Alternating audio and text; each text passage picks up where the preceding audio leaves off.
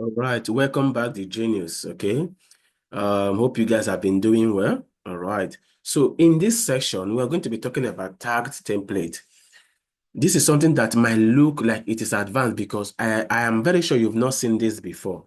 I'm like 99% sure that most of you have not seen this before. But the thing is that it is not that advanced. I'm going to explain it very, very well for you to understand. It's not hard to understand. So now, before I go into tagged templates to explain more, I just want to brief you. Tag template is basically, you know, the template literal, okay? So tag template is basically a function that takes in template literal as an argument. Now, instead of you writing the function name and the parentheses and put in the arguments, instead of that, you just write the function name and the next thing you write is the template literal. Okay, so tag template gives you the opportunity to take the the template literal and process it, do with it whatever you want to do with it. All right, you can customize it, you can do whatever you want to do with it. So basically, a tag template is more of a function. It is also called a tag function. Now, instead of a tag function taking the normal parentheses and the arguments, it only takes a template literal as its argument. So then you have the opportunity to do what you have the freedom to do whatever you want to do with the template literal. But before we understand how to do that, let's take a look at a complete guide to tag template in JavaScript. Tag template in JavaScript extend the functionality of template literals, allowing you to customize the template string, how the template string is processed. So basically, a tag template or a tag template or a tag function, they take in template literals as arguments and then allow you to customize how the template string is processed. It is up to you. So now, by providing a tag function, which is also another name for tag template, you will gain complete control over the assembly of the tag template string and its interpolated values. You know that when you have a template literal mainly contains of string, that is the template string, and its interpolated values. When we say interpolated values, we mean those values you put inside curly braces. So let me just explain to you. Now, this class might take a little bit longer than normal because I need to explain a lot of things to you. But let me show you something. This is I will say constant, and I will say string, and I will say this is a template, literal. Is my spelling correct? I don't even know. Okay, so don't mind if my spelling is not correct. Wow, I can't even spell it. Try again. All right, just pardon me. Okay, literals. Oh, sorry, man. Sometimes our head is full. Okay, so template literal. All right, now you can see, just looking at this string now, it only contains template string. It does not contain any template literal, any interpolated value. So what we mean by interpolated value is when you now say maybe something like this. All right. So this is now an interpolated value. You can say something like age. So this is now interpolated value. All right. This is an expression inside this template literal. All right. So of course, you can have template literals everywhere. You can actually have it anywhere. All right. You can have it anywhere, whatever it is, you can have it anywhere. So right now, this whole template literal string, it contains template string and what interpolated values. These expressions you're seeing here, these are interpolated values. Do you understand? So the template strings are this other one that is just the normal string. So that is what we mean by template string and interpolated value. So by providing a tag function, you will gain complete control over the assembly of the template string and its interpolated values. Now, let us understand template literals. I'm just going to have a brief, I'm not going to browse through this template literal. We already know what template literals are, but let me just refresh our memory. Before diving into tag templates, it's essential to understand template literals. Enclosed by backticks instead of quotes, you already know this. It supports interpolation using dollar sign and curly braces. You already know this. I've just shown you that now. It can span multiple lines. Yes, let me also reiterate this. It can span multiple lines. So I can say, I can do this. All right. And this is this is a valid string. A valid when it can span multiple lines. And that is why, if you can always remember, when I was talking about string, I always told you, always use template literals to create your string. There are a lot of advantages. Okay. So this is an example that we have already seen. All right. This constant name arrays, and the message says hello, and it's interpolating this name variable. And when you console, you have this. So this is template literal that you already know. Now, what are tag templates? Tag templates are template literals preceded by a tag function. Template literals preceded by a tag function. What it means is this. Preceded means that the tag function will come before the template literals. All right, so that is what it means. Okay, so the tag function processes the template literal before returning the final result. So let me just explain this thing line by line. The first one says, let me bring it down and so that I'll be saying it. The first one says tag templates are template literals preceded by a tag function. So if I want to write a tag template, although I will have to first of all define the function, but I'm not going to do that. I just want to explain that line. This is a tag function. All right. And we said the template literal is preceded by a tag function. So this is how you write a template literal, a tag function. So I can now say, now I can do something like this. Yes, I can just do something like this. So I can say, now, basically, now this is a tagged template. A tag template are template literals preceded by a tag function. You can see this is my tag function. It's just that I have not defined it, so it will not run. So I have to first of all define it, but I'm going to come to that later. All right. So a tag template is a template literal preceded. You can see this template literal is preceded. That means we have a tag function before it. And then the tag function processes the template literal before returning the final value. So if I create this my template tagged function now, I'm going to have it something like this. And this is how it's going to look like. All right. This is how it's going to look like. And then I will have, it takes two arguments, strings, and you remember the spread operator, and I can just say values. So we are coming to defining what the tag template, but for now, let's just continue with our slide. So this is the syntax. You write a tag function, then a template literal, just like you have seen. Okay. So, but how does tag templates work? A tag function receives the string paths. All right.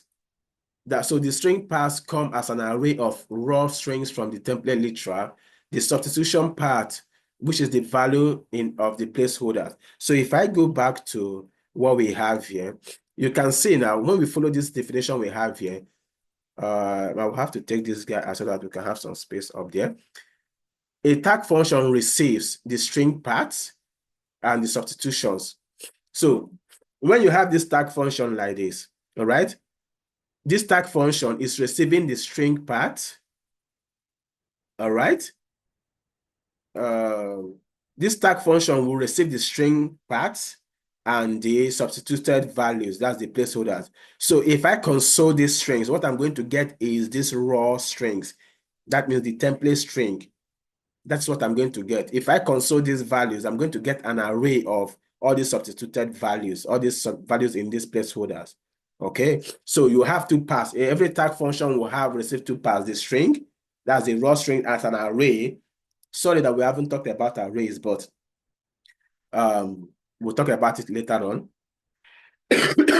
Excuse me, please. Excuse me. I'm having cough and catarrh. Sorry about that. Okay. So the function combines, transforms, or processes these components to produce the desired output. So once you have these template literals, once you have these strings and the values, you can now do whatever you want to do inside of this your function. So you can now process them, do whatever you want to do with them, but that will be up to you depending on the logic you're trying to perform. So what's an example? So this is how we write a tag template. Okay.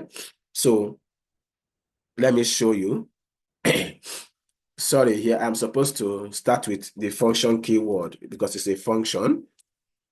All right. So now look at this thing. Look at what I'm going to do first of all. All right. We have two parts. Every tag function will have two parts. The string, the raw strings, that the template strings of the template literal, and also the substituted values, those ones in place, so that these interpolated values. So if I say console.log, all right, and I want to console the strings that I have there, and I also say console.log, I want to console the values that I have there. Let us see what we get. Okay, let's see what we get. Maybe I could just make these guys to be in the same line. Okay, so if I do this, I can draw this guy up, and if I run this code,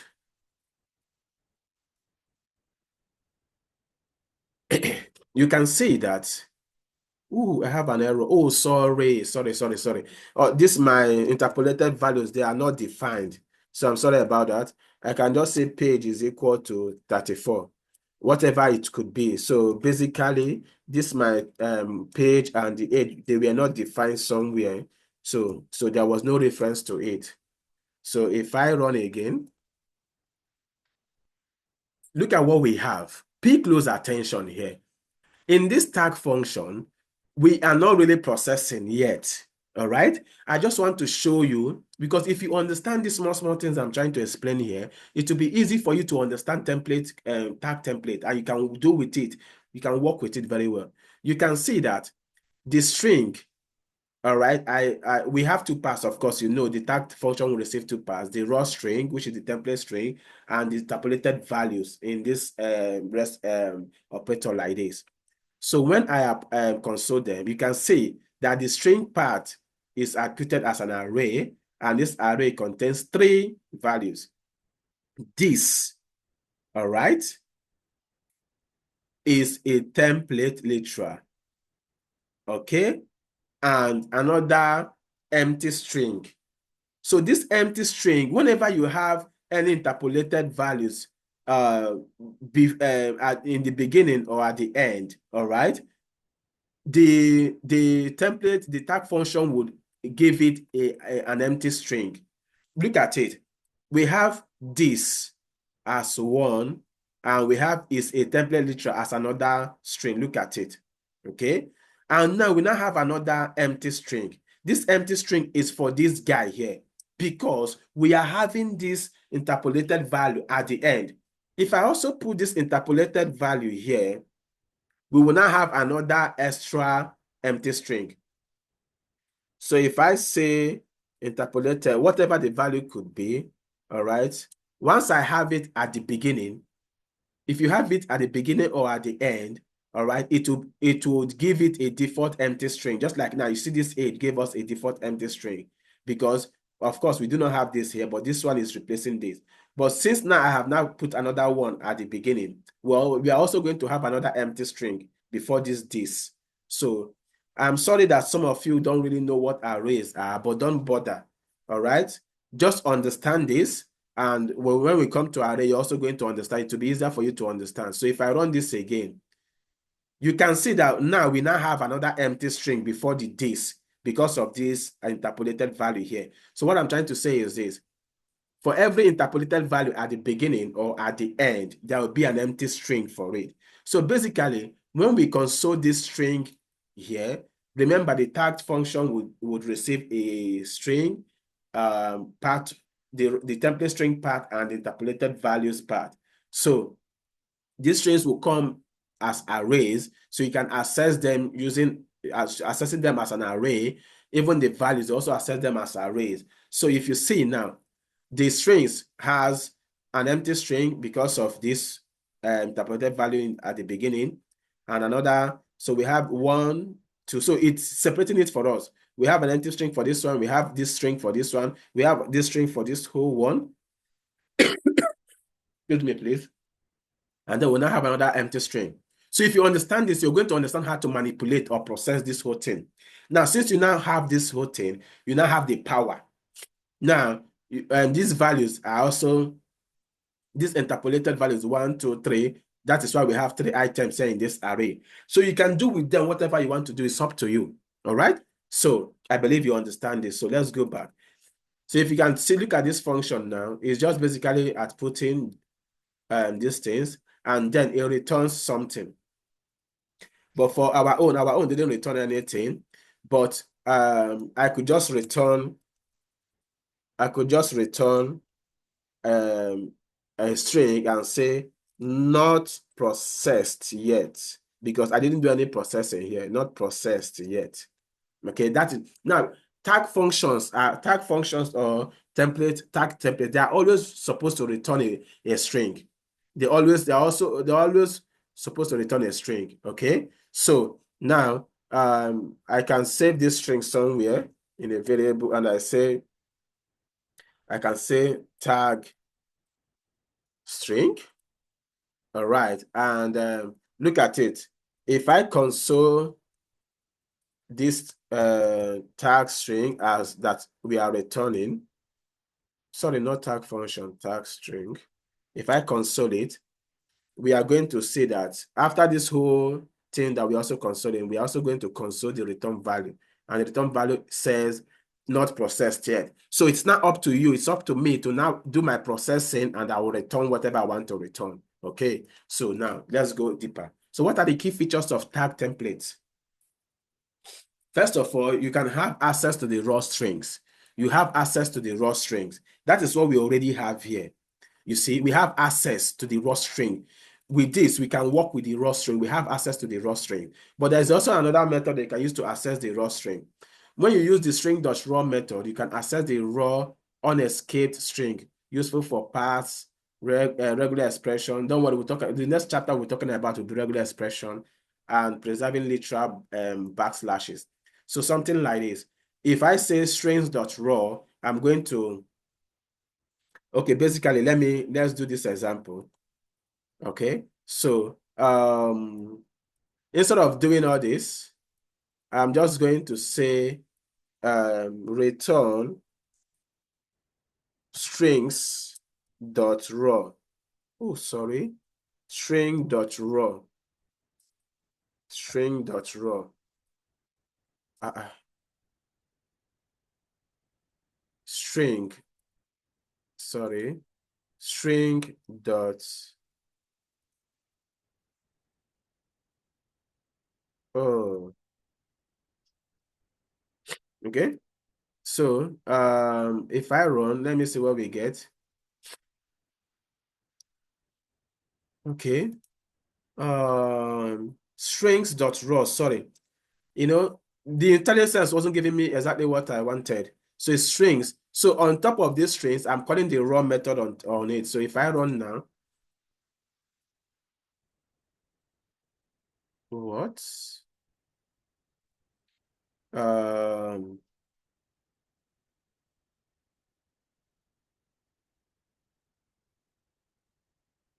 okay. Why am I having something is not right? I'm not doing something right. Even the IntelliSense is even supposed to give me that, and why am I not getting that? Following the what we have here.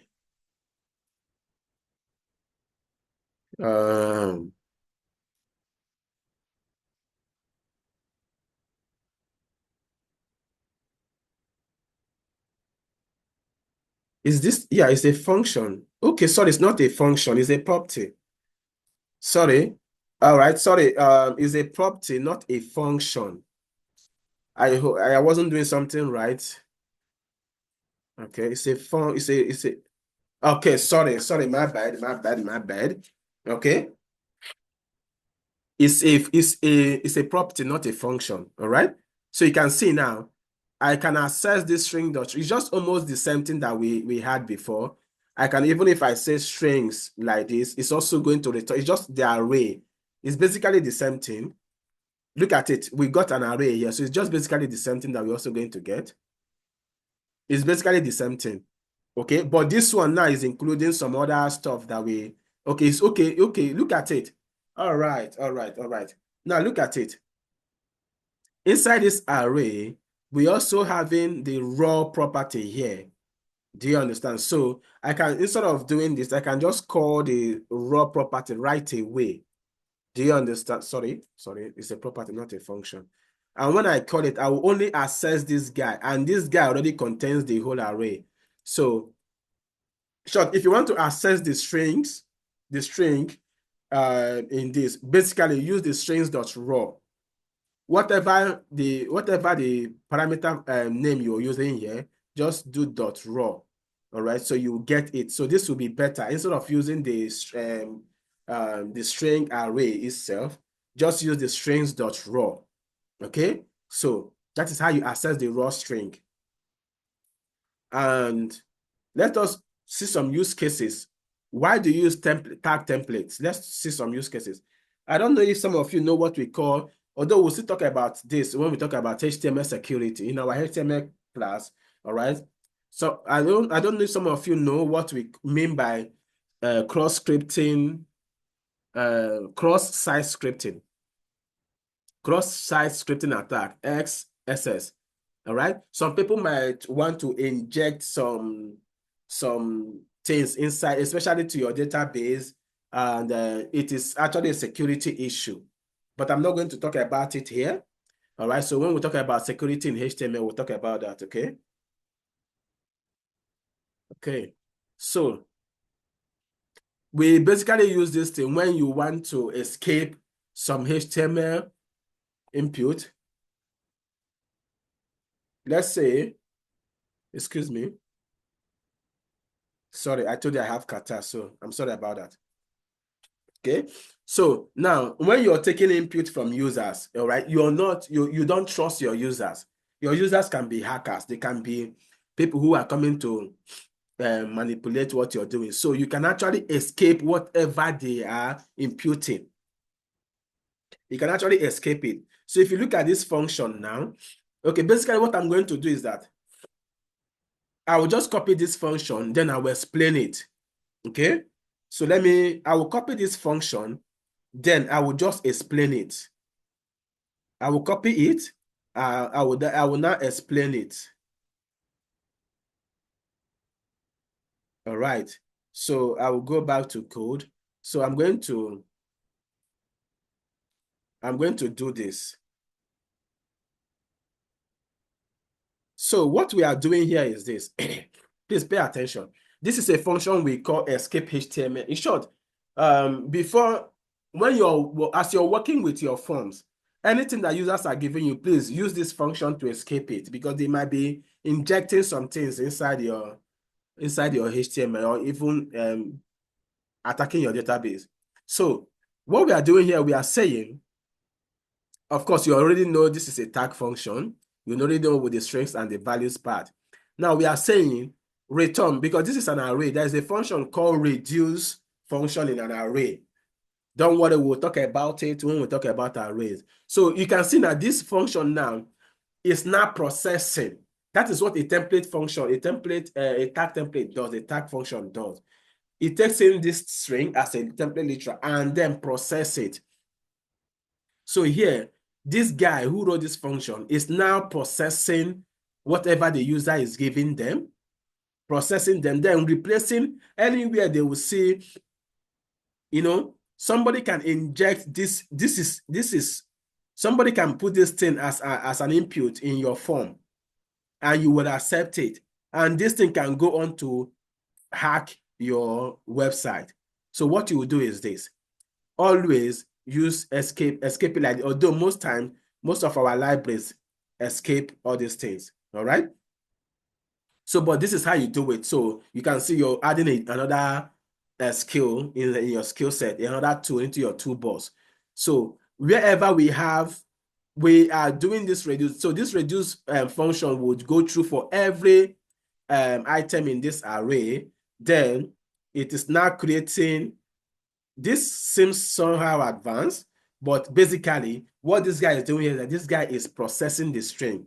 So after processing it, now it is now replacing anywhere it's saying this greater than or less than, this greater than, all this, because these are HTML entities. If you go back to our HTML class, we have already taught that HTML entities, all these tags, okay? Excuse me, please. So wherever you see all these tags, we are replacing them. So whenever we see this, now this guy is using a regular expression. We have not talked about regular expression yet, but we'll talk about it in the next chapter. So wherever we see all these tags, we are replacing them with their HTML entities. So with this now, we are safe. So when the user gives us this, let's say the user is trying to attack us, hack our application. Let's say they give us this. This is the input they provide in the form. Then we are not taking this input and we are putting it in our escape HTML tag function. Once we do this, we are now sanitizing. That's what this function does. And when we output it, we are going to now have this. So with this is the value now we are going to save in our database. So basically, this value will not have any effect. It will no longer hack our application. But this might be the intention of the user, giving us this string as a string. But because we are smart and we have enough skills, we are professionals, we are now escaping all those tags that seem like HTML tags. We are now escaping them, replacing them with their HTML entities. And then we are now outputting something different. So the user will not succeed in hacking our application. All right. Now, you might not understand this. It's understandable. No problem.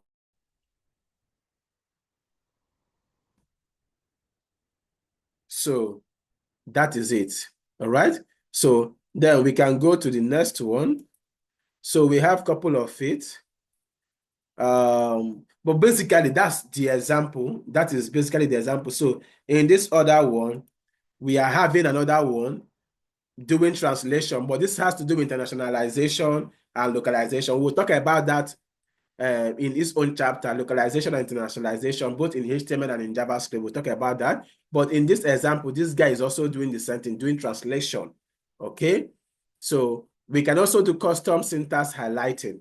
So basically, here we are also doing the reduce function, using the reduce function to go through all the items in this array.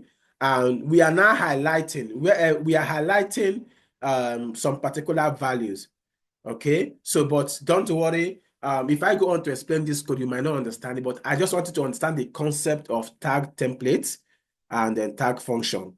So these are advanced more. Now, tag functions or tag templates can also be nested. All right, they can also be nested. So inside the outer tag template, you can also have an inner one. Here we are calling this inner tag template. So it's basically having a nested function, just like we already do in other ones. Okay, so that is basically what it is. All right, so if you have understood so far what we have talked, these other ones will not be hard for you. And I want you guys to go to the group and raise this topic. Want me to explain this. I want our group to be more interactive. Go to the group right now. Go to the community right now. Whether we are using at the time of watching this video, whether we are using WhatsApp group or we have started using our community on the platform, whichever one you jam, go to the community, raise the topic that you want us to have a live class where we'll be explaining these examples. Okay, we can have live examples, live exercises of tag template. All right, so I'm doing this because I want our communities to be more interactive. Okay, so then you can also use tag template with classes. Although we have not talked about classes, but basically, since tag template is a function, classes also have methods. So we can now use our method can be a tagged function, but this can be by more advanced than you because you don't know what classes are right now. So, but I wouldn't go ahead to do this. So what are the limitations?